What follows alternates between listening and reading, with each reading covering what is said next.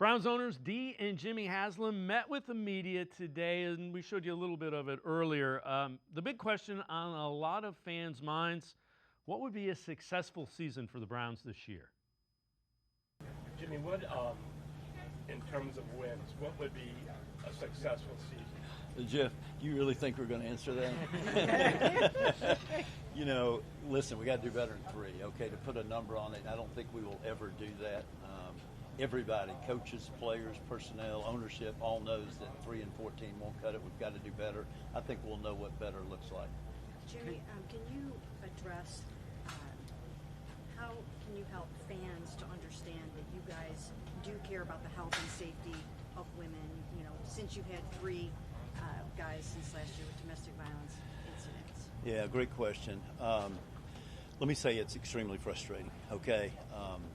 Obviously, we're not communicating as well as we should, and we take responsibility for that.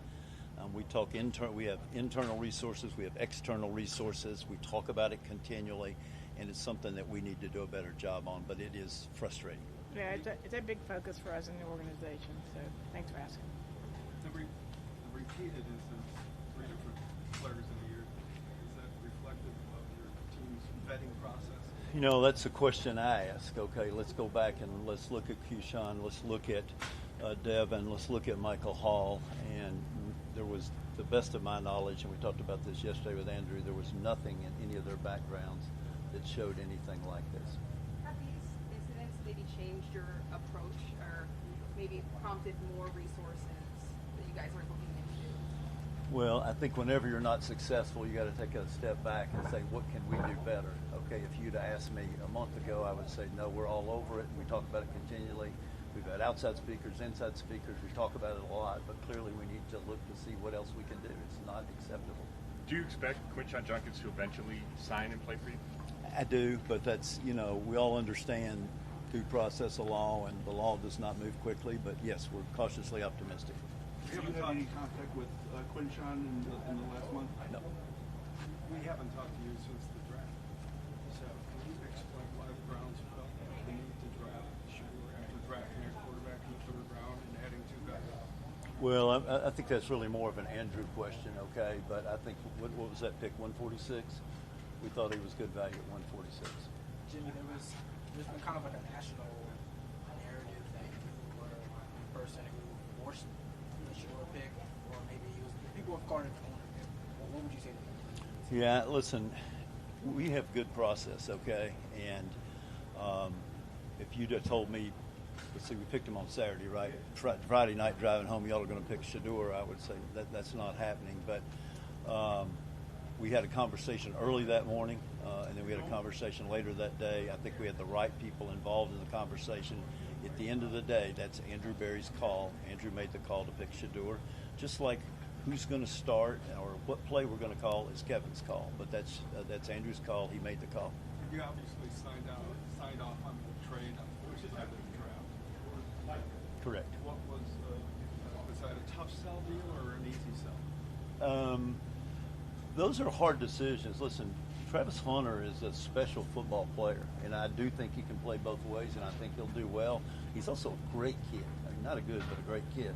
So we were locked in on that, and then the opportunity came up, and you go back 3 places, and we thought there were really good players, and we think we got a really good one in Mason, and then to add really almost a first-round pick with the 36th pick, and to have a number 1 next year, we just thought was too good to pass up. Time will tell whether we did the right thing or not.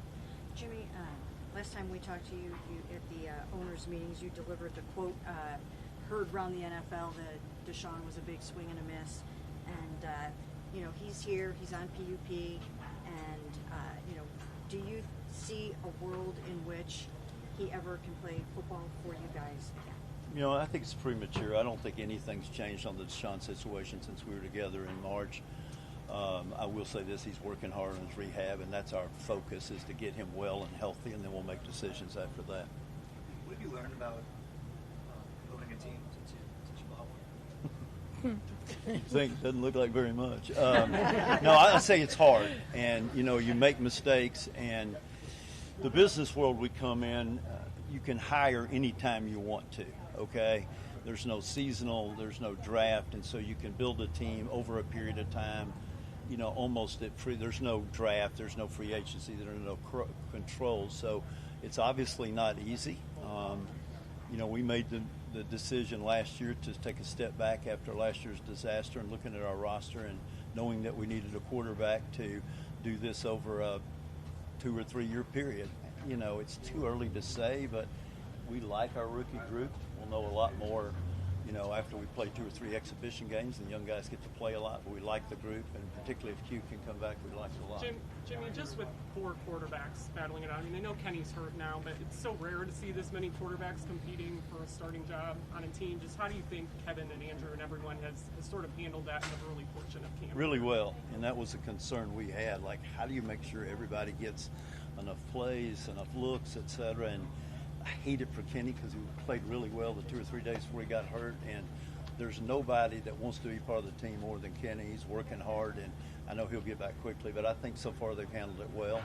And something that Kevin and Andrew talk about weekly. Here's the plan for this week. And I think going to Carolina and scrimmaging and then playing, and then we're going to Philly and have 2 days of scrimmages and then playing.